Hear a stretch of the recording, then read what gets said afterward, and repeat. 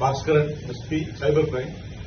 இந்த FedEx courier நம்ம DGP உத்தரவுப்படி இந்த பெடெக்ஸ் கொரியர் வந்து இப்ப ரொம்ப சீரியஸா இருக்கு.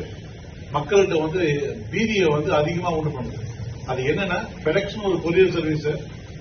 அந்த கொரியர் அது உண்மையான ஒரு கொரியர் சர்வீஸே நம்ம இருக்குது.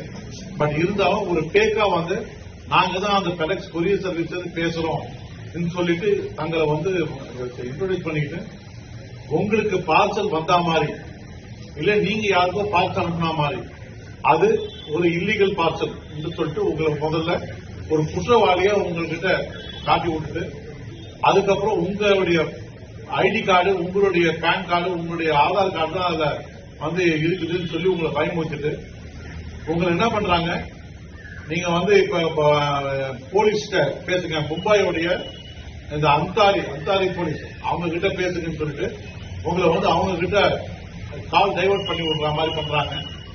அந்த போலீஸ் என்ன பண்றாங்க, சார் நீங்க பேசுறது நான் கேள்விப்பட்டேன், நீங்க ஒன்னும் தப்பு பண்ண மாதிரி தெரியல, எதுக்கும் உங்களுடைய ஆதார் கார்டு இதெல்லாம் டீடைல்ஸ் கொடுங்கன்னு சொல்லி உங்ககிட்ட கேட்டு உங்ககிட்டயே வாங்கிக்கிறாங்க.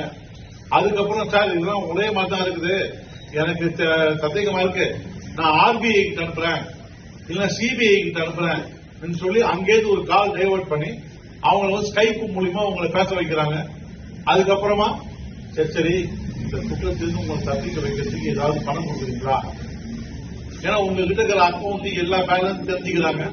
அதை அப்படியே உங்ககிட்ட இருந்து மிரட்டி உங்களை இந்த போன் கால் வந்ததுல இருந்து பணம் அவங்களுக்கு போடுறவர்களையும் உங்களை பீதியிலேயே உட்கார வைப்பாங்க. ஸ்கைப் மூலியமா நீங்க என்ன ஆக்டிவிட்டி பண்றீங்கன்றதையும் பாத்துக்கிறாங்க. சோ இது ஒரு பெரிய பீதியில பண்றதால இன்னைக்கு இந்த பெடெக்ஸ் கொரியர்ன்ற ஒரு அஃபென்ஸ் டைட்டிலே பெடெக்ஸ் கொரியர் ஆயிடுது. சோ ஊர்ல மக்களுக்கு பீதி இருக்குதுன்றதுனால இந்த அட்வர்டைஸ்மெண்ட்டை எங்க டிஜிபி டாக்டர் ஸ்ரீனிவாஸ் அவர்கள் உத்தரவின் பேர்ல இதை உங்களுக்கு எல்லாத்துக்கும் கவனத்துக்கு கொண்டு வரேன். இதை உங்களுக்கும் உங்களுக்கு தெரிஞ்ச உங்க சகோதர சகோதரிகள், உங்க சூழ்நிலை இருக்கிறவங்க, உங்க சமுதாயத்தில் எல்லாருக்குமே இதை சொல்லுங்க. இத மாதிரி பெடெக்ஸ்னு உங்ககிட்ட கால் வந்ததுன்னா காலை கட் பண்ணிட்டு அடுத்த வேலையை பாருங்க.